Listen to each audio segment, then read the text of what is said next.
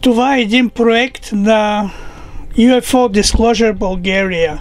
Това ще бъде една поредица от филми, срещи с много интересни хора.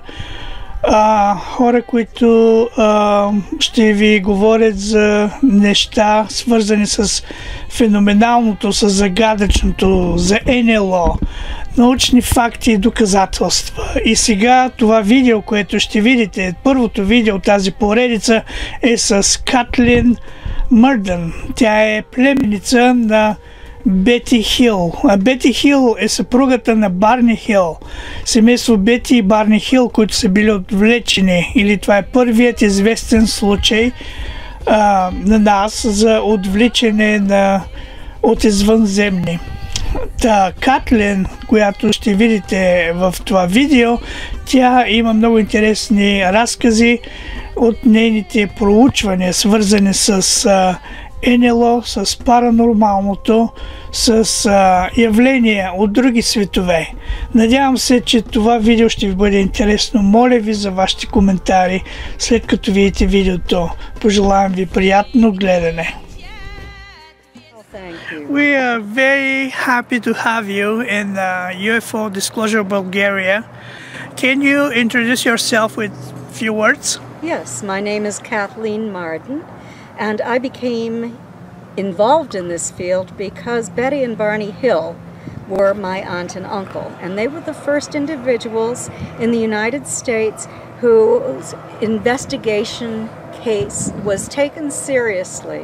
They had an abduction in 1961, and many of the scientists who investigated their case believed it was real. This is the book that Stanton Friedman and I wrote about their experience, and it is really a case study. It gives you insight into who they were. And Betty was a social worker for the state of New Hampshire. Barney worked for the post office, but they were both actively involved in the civil rights movement. In fact, Barney was appointed to the U.S. Civil Rights Commission, State Advisory Committee, and received an award from Sergeant Shriver from the Federal Poverty Program. So they were highly credible people. Mm-hmm. And that's how I became involved for many years now. So when you heard for first time about UFO and abduction, I believe with Betty and Barney Hill, yes. What do you think? What came in your mind at that time? I was 13 years old. Oh yeah, oh, okay. And Betty called my mother, who was her sister, and told her that how concerned she was because she and Barney had a UFO that had followed them the previous night through the White Mountains of New Hampshire, and that it had come so low, it was within 100 feet of them, that they were concerned about contamination from the craft. And also, actually, you interviewed them about this case. Oh, absolutely. We were close, very close family. And so within 2 days, my family drove the 20 miles to their house, and I saw some of the physical evidence, the shiny spots on the trunk of the car that were magnetized, the watches that no longer worked, although they were working fine. Did they stop on the time about when that happened, or they stopped that night? They were working fine at a little after 10 o'clock when they checked their watches and rewound them. When they arrived home 3 hours late at 5 o'clock in the morning, their watches were not working, and they never ran again. There was a lot of evidence in the case. So that is how I became involved in this. And for the past 30 years or so, I have been an investigator on the Mutual UFO Network's international and national director of experiencer research. I'm also involved in the Edgar Mitchell Foundation for research into extraterrestrial encounters. And we have both organizations have done comprehensive studies on experiencers. So that is what I really specialize in, is working with experiencers to find commonalities, to identify information. And I also have a 15-member experiencer research team who work with experiencers on a daily basis. And basically what they do is non-judgmental listening, which is so important. They also make referrals. If people are having difficulty, they need to see a therapist, then they can make referrals to a therapist. That sort of thing. When I was in Peru last year, one gentleman told me that he said, "Do you believe that 1% of the population of this planet was abducted?" And most of them, they don't know that happened. What do you think? Well, based upon the statistics from a study that Bud Hopkins and David Jacobs and Dr. Don Donderi were involved in, that's quite possible. There are many, many people coming forward now who are in their 50s and in their 60s who had these abductions, who have these memories, who are ready to talk about it now and are looking for other experiencers that they can share their experiences with. So we sort of have an underground movement, really, where people, a lot of people, are talking to one another about what happened. And I think the reason for the underground movement is there has been so much ridicule in the United States. The disinformants did the best that they could to destroy the lives of people who had these experiences. And even though these people did not want to come forward with their story, oftentimes it hit the news media and it was not consensual. That happened with my aunt and uncle. They agreed to work with scientists, with UFO investigators. They told family and friends. But it was one of my Aunt Betty's friends who spoke to a newspaper reporter who ended up publishing for 5 days in a row in a Boston newspaper the experience that they had. It was devastating to my aunt and uncle, who were so prominent in the state of New Hampshire and involved in doing good work with people in that state. Did that abduction change them life, Betty and Barney? It absolutely did change their lives, and it changed my life too. Yeah. I think it changed the whole family. Perspective of the life, or?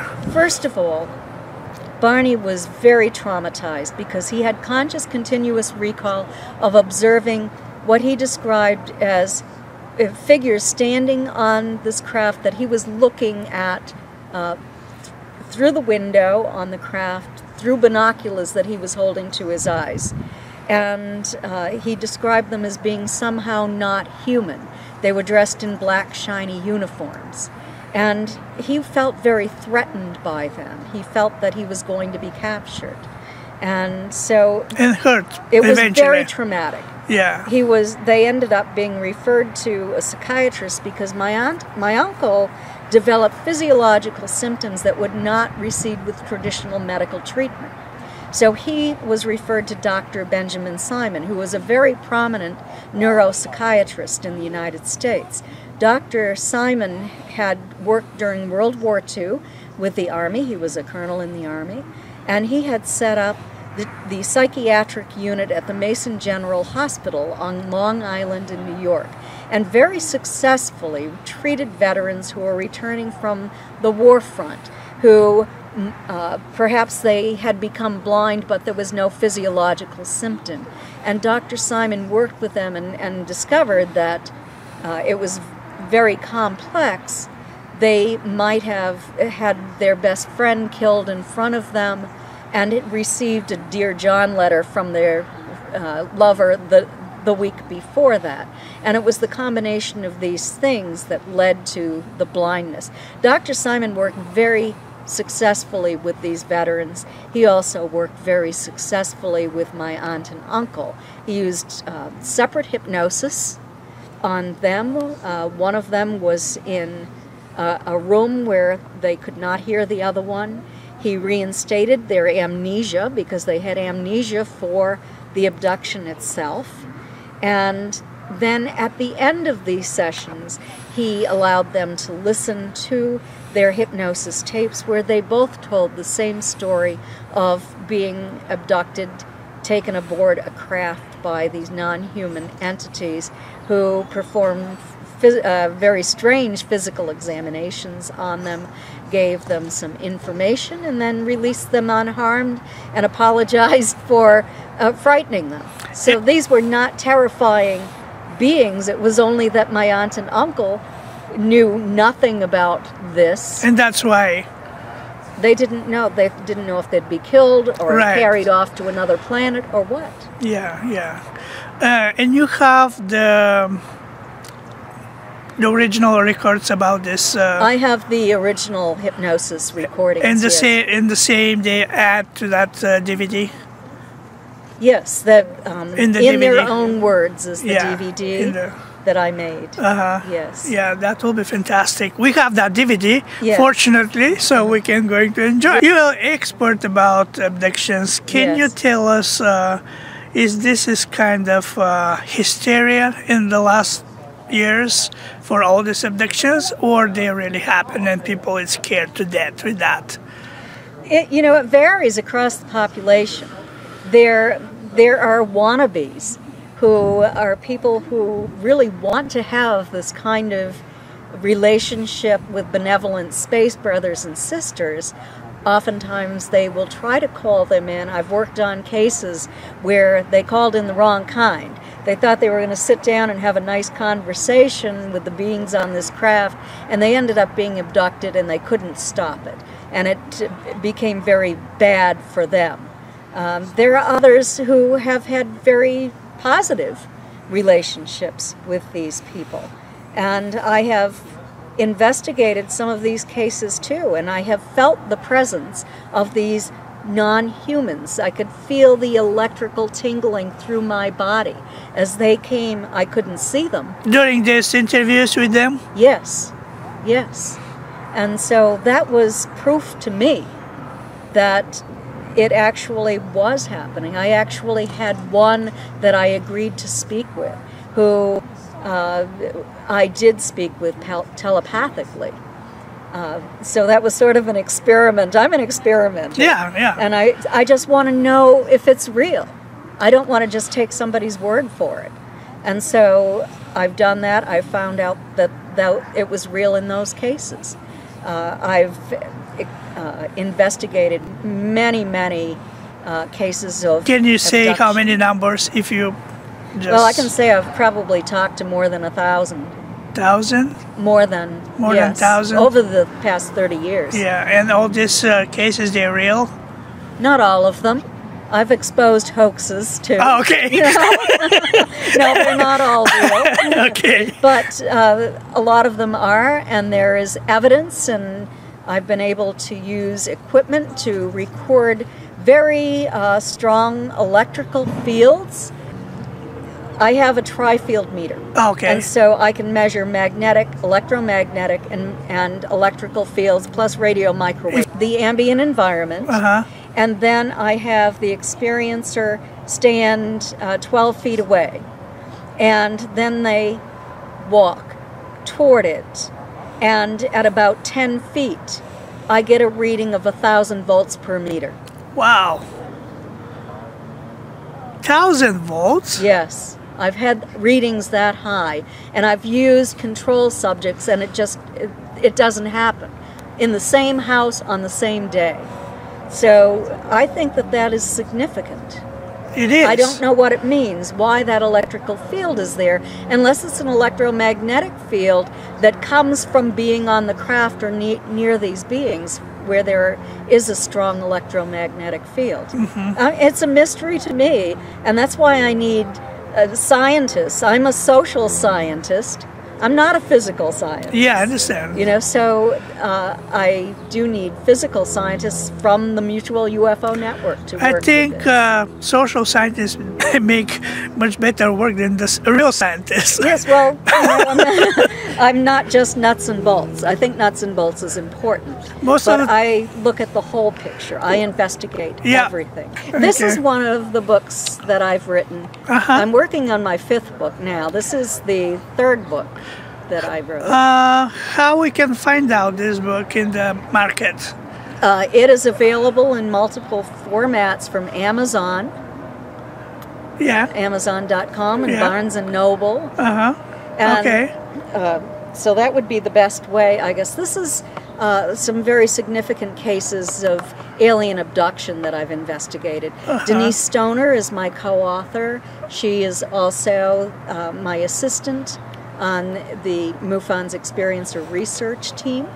And she is a long-time researcher as well as being an experiencer. She had a very significant contact in 1982. She also has a lifelong history of contact. And there's another major case from the state of New Hampshire, and also 4 other cases that I've investigated that I thought were significant enough to put in. Which of all these cases was more attractive for you, or you was more excited from all these cases you research? Well, I have to tell you, maybe a lot. The best case I have ever worked on is the Betty and Barney. No, I have one. Betty and Barney is sort of boring to me because it was the beginning. Okay. But I've worked on a case in Texas. This was a commercial pilot who owned an airport. And it's going to be in my new book that's going to be published in July, The Experiencer's Handbook. This is a pilot who lived at the airport, and one night he heard activity out on the field, and so he went out to investigate what was going on. And there were a group of people out there who were looking at a UFO.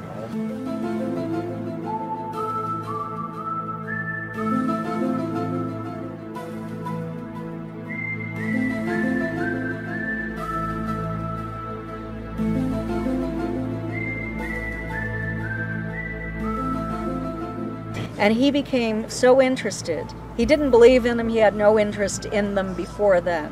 This was in 2010. He became so interested in it, he used very powerful laser lights to attract them. And they did come back. And they came back, and they came back, and they came closer, and they landed, and he took good photographs of them. Do you have it? Yes, I have the photographs. Can you share with us? I don't have them on my cell phone. When I do lectures, I show them. Okay. And they will be in my book when it's published. Some of them will be in the book. Okay. But what happened next is he was abducted. They came into his house and they took him. And he didn't like that at all because it wasn't on his terms and he couldn't stop it. So he started shooting at them. And sometimes he told me that he could hear the ping of the bullets hitting the UFO. Other times the bullets did not hit, they would have hit the UFO, but there was no ping. And that type of UFO would just dive down into the ground and disappear. So they were interdimensional, apparently. So that's what was one of the things that was so interesting to me, because I'm very interested in the interdimensional aspect of all of this. Because there is an interdimensional part, there's a paranormal part, and so I'm beyond the beginners, nuts and bolts, and finding out what's going on, to the more exotic cases, you might say. But it is the best evidence case that I ever have from a very credible witness. I have witnesses who attest to his sanity, and they have also seen this at the airport. So it's a really big case, and you can read more about it in my book that will be in the future book. Out in July. Okay, yes. we're looking for that. And then this is my latest book with my co-author Stanton Friedman, based upon years of archival research that we've done. This is about the history of government involvement in the investigation of UFOs in the United States, their findings, the decision to cover up their findings, and those individuals who were involved in the cover-up, who were disinformants, who attempted to destroy not only every compelling case of UFO landings, of UFO sightings, and of UFO abductions, but they also attempted to destroy the careers of the scientists who were researching this. And some major scientists. One was driven to suicide, It's all in the book, and it's all based upon factual information. Yeah. What they did. What kind of advice you can give to the public if they never had experiences like that? How they supposed to act what they're supposed to do? Well, that is a good question. Most experiencers don't want to tell other people about what happened to them, because they might have told somebody and the person said, well, what have you been smoking, or what have you been drinking, or they laughed at them, or they thought they were crazy. Yeah. That sort of thing. So it's been very difficult for the people who have really had these experiences. So I say be respectful, realize that there are people who are delusional, there are people who are mentally ill, there are people who are hoaxing, but most of the people who have had these experiences, I'd say about 60%, have had real experiences, and they have been oftentimes traumatic and have oftentimes changed people's lives. Well, yes, and in that, the case I talked about in Texas, not only were the UFOs coming in, but also I think that an interdimensional portal was opened and not closed. That's my theory. Okay. And I believe that these spiritual entities entered through that portal, interdimensional portal as well, because people at that airport were observing two ghosts. One, they were both women. Two women had been killed in crashes at that airport. Their clothing was torn. They could see through them. One of them was crying and holding a baby. And so that was rather upsetting for the people who were involved in this. There was also some time slips going on where not only my primary witness, but also his mother, who was actually staying with him because the family thought he was nuts. They thought he'd gone off the deep end and wanted him to get psychiatric help. And he said, just give me a chance to prove this is real. Well, his mother stood at the window of his apartment with him one night and looked out, and what they saw was not the runway lights on the airport.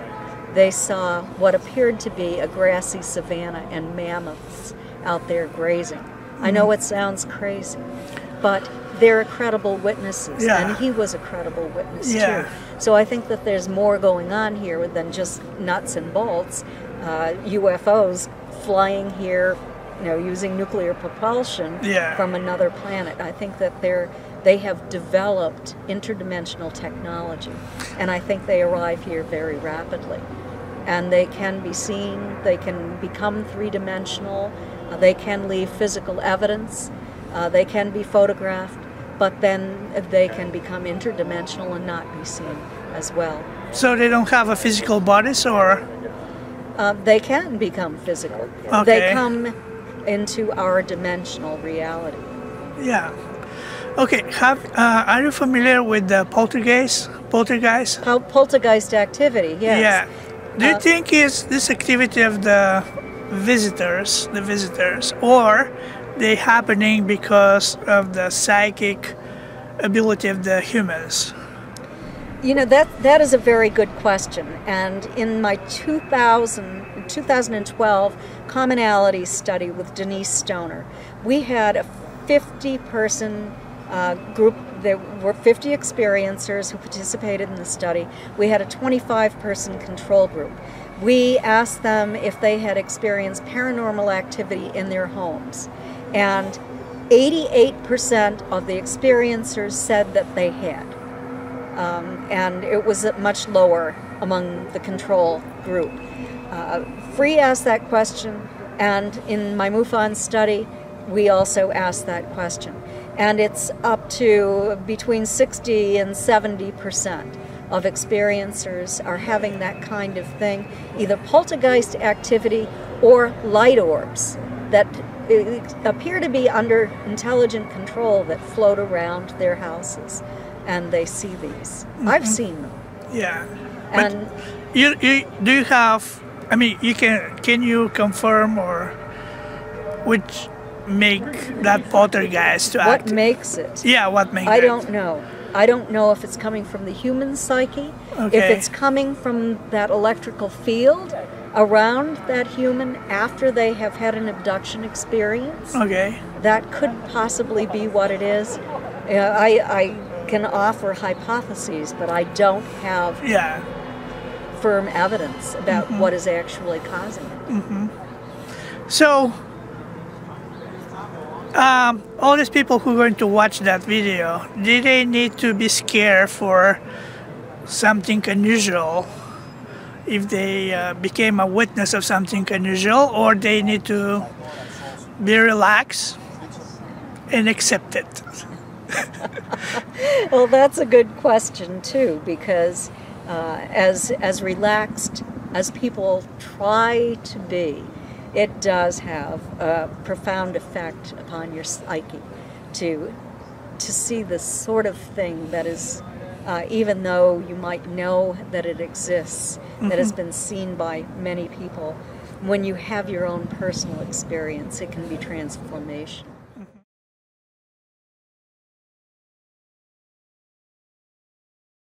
Best wishes to everyone who's watching this. Thank you.